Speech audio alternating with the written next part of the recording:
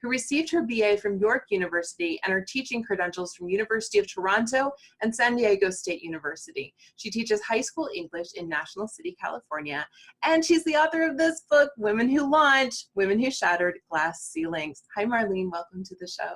Thanks for having me, Susan. Oh, I liked this book so much. And I love that it's this series of stories about women who have done great things throughout history. It's so inspiring. What made you want to address this topic? I know it's not new to you by any means. I've seen your other books, but what made you so inspired to write this book? Well, I think the inspiration for the book was I had always, like all my other books, always deal with the backstories behind things. And sometimes the backstories are even more fascinating than the topic. And I had always known, for example, that Anne Jarvis had started Mother's Day or things like that. But then I thought, and then I just got the idea of the 1950s woman who lunched as opposed to the woman who launched.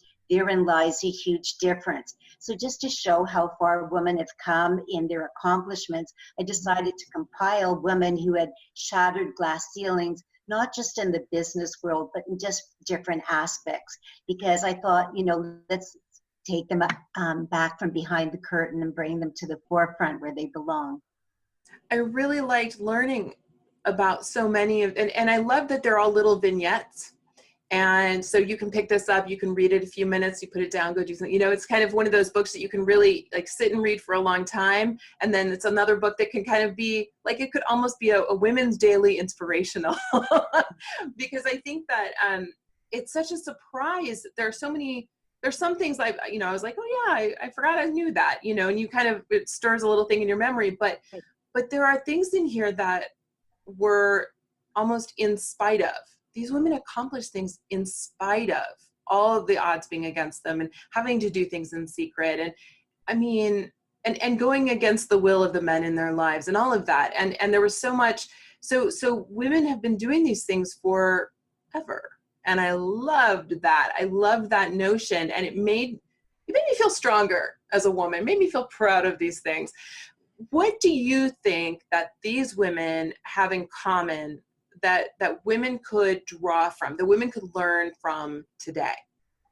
Well, I think the commonalities between the different women profiles and what women can do today is, well, the first thing is never listen to the naysayers, because all these women, like, for example, the woman who started Spanx, you know, her family said, you know something, if it was such a great idea, it would already have been done, and yada yada. She's on Forbes list of under 40 billionaires. So I think the main thing is don't listen to the people who say you can't. You know, listen to your own, because I think when we come to the end of our lives, what matters not if we failed even, but that we tried. And so the commonality is, yeah, they didn't listen to the naysayers, and sometimes they stumbled to their knees, but they didn't remain there. Okay, I'm going to go rogue and ask a third question. I do from time to time. I try to keep it to two, but sometimes. So is there, do you think, something special about these? I mean, these women are women who did big, legendary things. Is there something special about them? Or are we all like that? I think that they were just ordinary women who did extraordinary things. And that's another thing to bring to the book. Like, you know, sometimes you can say, people will think, oh, I don't have the right credentials. I didn't go to the school